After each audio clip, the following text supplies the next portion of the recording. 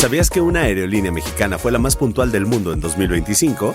Aeroméxico volvió a encabezar el ranking global de puntualidad por segundo año consecutivo, según datos de Cirium, la firma internacional que analiza el desempeño de la industria aérea.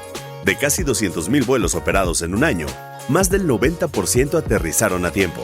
Porque cuando se trata de llegar a tiempo, para Aeroméxico, ahorita es ahorita. El 11 de marzo bastaron unos minutos para enterrar la reforma electoral presentada por la presidenta Claudia Sheinbaum. Pero la derrota duró unas horas y al día siguiente la mandataria anunció el Plan B, que ahora va por recortar gastos a los congresos locales y municipios y poder estar en la boleta electoral del 2027 para defenderse de la revocación de mandato. En serio, esto es a lo que queremos llevar al funcionariado electoral, a que tengan condiciones más precarias. La presidenta quiere que se junten. ¿Para qué? Para poder hacer campaña, para poder estar en la boleta. Política y otros datos. Un episodio nuevo cada jueves. Un podcast de Expansión.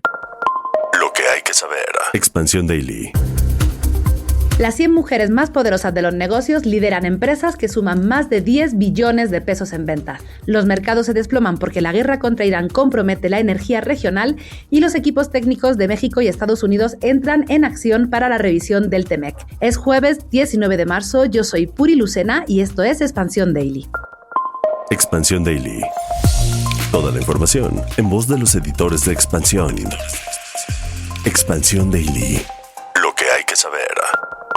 Bienvenidas y bienvenidos a un episodio más de Expansión Daily. Te recuerdo suscribirte y activar las notificaciones de la plataforma en la que nos escuchas para que no te pierdas ninguno de nuestros episodios. Hoy está conmigo Suara de Luna, reportera de Empresas en Expansión. ¿Cómo estás, Suara? Hola, Puri, qué gusto estar aquí jueves. Amo los jueves, la verdad. ¿Sí? ¿Por qué? No sé, como que ya se respira fin de semana, ¿no? Entonces me gustan. Sí, ya estamos más cerquita del fin de semana. Y fíjate que mira, para arrancar en tu día que te gusta de jueves, vamos a empezar además con uno de los especiales favoritos de Expansión, porque en la edición de marzo de la revista Expansión traemos el ranking Las 100 mujeres más poderosas de los negocios. Fíjate, Suara, que las mujeres que integran este listado lideran empresas que suman en total más de 10 billones con B de pesos en ventas. Y aquí hay un tema que nos gusta poner sobre la mesa y que además este año hemos hecho mucho énfasis, y es en el tema de por qué seguimos hablando de equidad. Muchas veces nos cuestionan de, bueno, pero ¿por qué seguimos haciendo este ranking? ¿Por qué si estamos viendo cada vez más avances, estamos repitiendo, ¿no? Año con año este listado? Bueno, la realidad es que cada vez que llega marzo, que además es un mes en el que nos atiborran de datos, lo que vemos es que hay mucha lentitud en materia de avances en la equidad de género, en lo social, en lo educativo, en lo cultural y por supuesto también en los negocios. Y como un dato nada más, según las proyecciones del Foro Económico Mundial, la brecha es tan grande que de seguir con la tendencia actual tardaríamos más de 120 años en lograr la paridad. Y a ver, es que lo cierto es que las mujeres están llegando más a posiciones directivas y tienen más visibilidad, pero vámonos a unos datitos del INCO, porque sabemos que aquí amamos los datos, y el Instituto Mexicano de la Competitividad dice que solamente las mujeres representan entre el 13 y 14% de los asientos relevantes en empresas, es decir, cargos directivos, y apenas entre un 3.4 a 4% en cuanto a presidencias o direcciones generales. Entonces, los datos hablan por sí solos. Es muy necesario seguir teniendo ese tipo de rankings, querida Puri. Sí, así es, y falta todavía muchísimas por llegar. Y al final también esta parte de poner sobre la mesa quién está lográndolo, quién está llegando a estas posiciones, también es una estrategia poderosa para visibilizar y para mostrar que es posible llegar, solo también tenemos que abrir más las puertas. Fíjate que escuchaba el discurso de una directora de cine española, ahora que fueron los premios de cine, no solamente están los Oscar, ¿no? Los premios de cine también en España, que decía, me gustó mucho esta frase porque decía, a ver, el talento no tiene género, lo que tiene género son las oportunidades. Exacto. Y creo que es algo muy cierto y muy poderoso, y lo que tenemos que hacer es abrir más espacios, nivelar esta parte de las oportunidades para que más personas, más mujeres puedan llegar a estas posiciones. Y hablamos ahora de los negocios, pero no solamente de los negocios. Pero para nuestros podescuchas que se preguntan quién está en este listado, les vamos a dejar el top 5, luego pueden ir a la revista o a expansión.mx para revisar el listado completo, pero para no atosigarles mucho, les dejamos quién está en el número 5. Suara, ¿quiénes son? Altagracia Gómez, presidenta de Grupo Promotora Empresarial de Occidente y Grupo Minsa, que ya sabemos que ha sido un personajazo en la política en los últimos años. Por supuesto, también Laura Díez Barroso, presidenta de Grupo Aeroportuario del Pacífico y Santander, México. Silvia Dávila, presidenta de Grupo Danone Latinoamérica y CEO de Grupo Danone México. Y Paula Santilli, CEO de Grupo PepsiCo Latinoamérica. Y por supuesto, nos vamos al norte del país con María Elena Gallego, presidenta y CEO de Grupo Colectron International Management. Que aquí, bueno, un par de apuntes nada más. Precisamente esta semana se conocía que Silvia Dávila dejaba Danone, anunciaba su retiro y anunciaban un nuevo director general. Bueno, pues aquí nuestro último homenaje, nuestro homenaje último en su posición como Danone. Veremos hacia dónde avanza Silvia Dávila. También Paula Santilli nos dirán, anunció su retiro. Ella todavía está en PepsiCo y hasta verano permanecerá en la posición. Así que, pues este par de apuntes nada más para aquellos de nuestros podescuchas que tienen más claro dónde está cada una de las directivas para que quede clarísimo. Pues Suara, la verdad es que, como decíamos, es uno de los especiales que más nos gustan hacer en Expansión. Pensamos que realmente tiene un impacto fuerte visibilizar el talento que presenta este listado y también que contamos en las historias que acompañan a nuestros personajes de portada. Así que desde aquí pues una invitación a que busquen la revista, que la lean y también pueden consultarlo ya en expansión.mx. Y avanzamos con noticias, pues no tan amables, porque los mercados financieros cerraron la jornada de ayer con pérdidas generalizadas por un nuevo repunte en los precios del petróleo y el endurecimiento del discurso de la Reserva Federal, la Fed, que enfrió las expectativas de recortes de tasas en el corto plazo. A ver, el Brent, que es la referencia internacional, subió 3.83% para cerrar en $107 por barril, aunque llegó a los $110, mientras que el WTI se mantuvo cerca de los 96.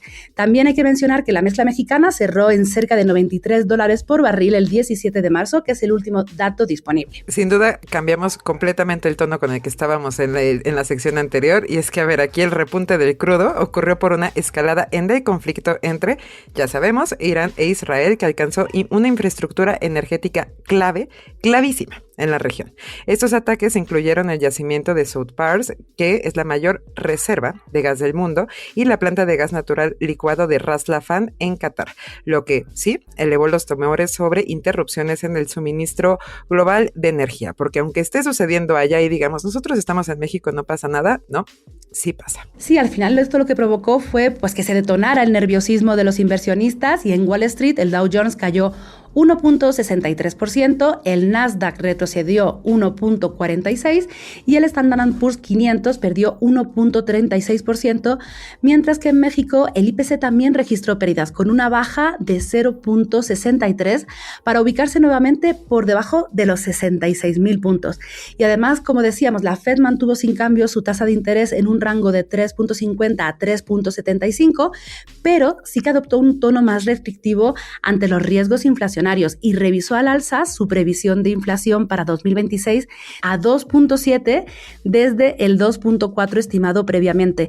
Y esto al final refuerza la expectativa de una política monetaria restrictiva por más tiempo. Y es que ya sabemos que cuando los bancos centrales ven que las aguas de los commodities como que se empiezan a mover, que dicen posturas restrictivas porque ahí viene la inflación. Y es cuando decimos que sí nos pega. Y de hecho, si quieren saber más de este tema, les recomendamos el episodio de esta semana de Cuéntame de Economía sobre cómo la guerra de Irán nos afecta aquí en México. Aquí dejamos la liga en la descripción de este episodio. Y Suara, por supuesto que tenemos que hablar de cómo está avanzando la revisión del TEMEC, porque los equipos técnicos de México y Estados Unidos ya están en plena acción. Marcelo Ebrard, secretario de Economía, confirmó que ya sostuvo conversaciones con Jamieson Greer, representante comercial estadounidense, y su equipo para abrir la discusión formal del TEMEC. Los equipos técnicos de ambos países trabajaron ayer, seguirán también trabajando hoy, para delinear los temas que marcarán esta nueva etapa. Y a partir de esta reunión, ambos gobiernos encargaron a sus equipos revisar opciones concretas para fortalecer la producción y el empleo manufacturero en la región y cerrar el paso a los insumos que ingresan bajo prácticas desleales dentro de las cadenas de suministro de América del Norte.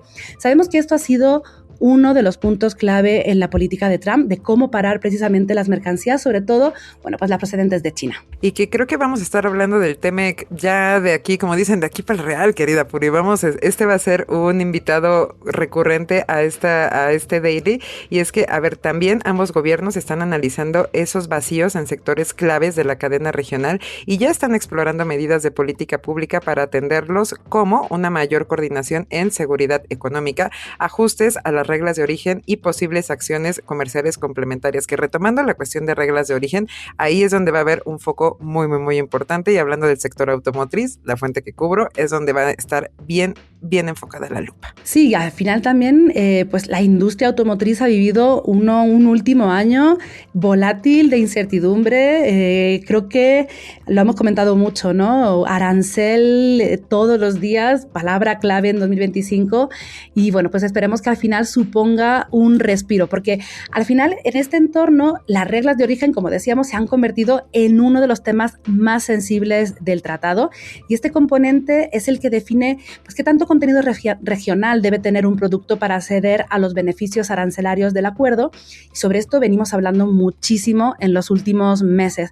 México ha ganado terreno como socio comercial clave de Estados Unidos, lo hemos visto incluso en las cifras de exportaciones de 2025, impulsado por una parte por el nearshoring y por otro por su capacidad manufacturera, pero es que aquí en esta integración pues depende en buena medida de los componentes importados de Asia, y ahí de nuevo Estados Unidos lo que busca es evitar que México funcione como una plataforma de entrada para los insumos provenientes de China, de Vietnam o de otros países asiáticos. Así que bueno, pues esto pone a México en una posición delicada en la negociación. Y es que la cuestión, como decíamos, va a estar en las cadenas de proveeduría, no quizás en los bienes finales, sino en los bienes intermedios. Y sí, el gobierno de México ya anticipó desde hace meses que la revisión de 2026 va a exigir una fuerte estrategia frente a Estados Unidos. ¿Por qué? Pues porque la política comercial del presidente Donald Trump está enfocada en un mayor control de las cadenas de suministro y obviamente un endurecimiento frente a Asia, en específico en las mercancías made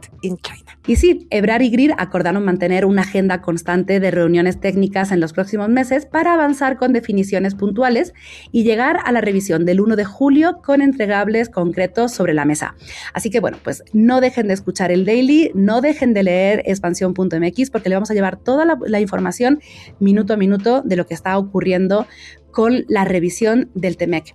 Y mientras tanto también hay que hablar de una realidad que, junto con la incertidumbre que hemos tenido en estos últimos meses con el TEMEC, también ha frenado la inversión, y es el tema de la inseguridad. Suara, Emilio Romano, el presidente de la Asociación de Bancos de México, dijo que los bajos niveles de crecimiento que ha registrado México en los últimos años se deben a la falta de productividad, eficiencia y valor agregado que ha arrastrado por décadas. Y también señaló que el aumento de la inseguridad que se ha registrado en los últimos años en el país está incidiendo en el crecimiento de México, porque desincentiva la inversión, incrementa los costos de transacción, desestimula la actividad económica y pone en riesgo la seguridad física de las personas. Y que esperemos más noticias del sector bancario en estos días, porque ya arrancó la convención bancaria, ese evento el más importante del sector bancario en el país, y que de hecho precisamente hoy se espera la presencia de la presidenta Claudia Sheinbaum. Y a ver, Romano estimó que el país podría crecer a niveles del 3 y 4% si es que se resuelven los problemas de seguridad y obviamente la fricción que existe en México para generar inversión productiva. Además, aseguró que una de las oportunidades para crecer en infraestructura está en, obviamente, el Mundial de Fútbol. ¿Por qué? Pues porque se proyecta que va a estar impulsando tanto la construcción como la mejora en carreteras, de caminos, aeropuertos, lo que podría hacer que el PIB crezca alrededor del 1%. Y es que la verdad la banca sí ha estado como muy constante o viendo con mucho énfasis cómo está el crecimiento del país, y pues bueno, para eso es esta convención bancaria, ¿no? Sí, Suara, fíjate, la banca no solamente va a estar acompañando cada uno de estos pasos, sino que también está teniendo como meta cómo incrementar el crédito como proporción del PIB. Este tema del crédito es esencial para también el crecimiento económico. Hoy por hoy tenemos un porcentaje de 38% y el objetivo es pasar a 45% para 2030. Para esto se requieren 4.5 billones de pesos y solo este año se plantea otorgar créditos por 1.2 billones. Además, los bancos también pretenden simplificar la apertura de cuentas para facilitar el acceso al crédito y las cuentas digitales, con el objetivo de que todos los mexicanos tengan acceso a una cuenta digital como un derecho fundamental. Esta parte de la digitalización también es clave en la industria, es algo que los bancos también están trabajando mucho, esta parte de evitar fricciones, de impulsar los pagos digitales y de que cada vez, pues más establecimientos y más consumidores opten también por esta vía. Como decía Suara, venimos hablando también en Expansión mucho de la convención bancaria en las últimas 2-3 semanas. Nuestra compañera Luz Helena Marcos ha estado entrevistando a la mayor parte de los directivos de los bancos del país y pues hoy es la inauguración, como decías, con la presencia de la presidenta y seguiremos informando también de qué está ocurriendo en esta convención. Pues ojalá que sí, ahora sí que abran la cartera, porque la verdad es que ya sabemos que el sector bancario y la formalidad están muy íntimamente relacionados y en México somos una economía muy, muy informal. Entonces, ojalá que se abra esa cartera, querida Puri. Sí, que podamos ir hablando también, ¿no? De que está aumentando pues la penetración de los productos financieros en las familias, que cada vez más personas tienen productos bancarios y que hay pues mayor también educación financiera, ¿no? Para poder aprovechar todo lo que está generando la industria también para incrementar la inclusión financiera en el país. Y que no nos metemos al tema de mujeres e inclusión financiera, porque eso da para otro podcast. Bueno, no nos meteremos ahora, pero sí que vamos a cerrar también con una información muy similar a la que hemos abierto. Aunque a veces parezca, no todo está perdido. Expansión Daily. Porque la paridad de género avanza de forma desigual a nivel global y con un ritmo insuficiente, ya lo hemos hablado, pero fíjate que México está acelerando en paridad y está subiendo posiciones. A ver, hablamos del Global Gender Gap Report 2025, es un informe que elabora el Foro Económico Mundial que analiza 148 economías. En estas 148 economías, la brecha de equidad de género se ha cerrado pues apenas el 68.8%, esta brecha entre hombres y mujeres.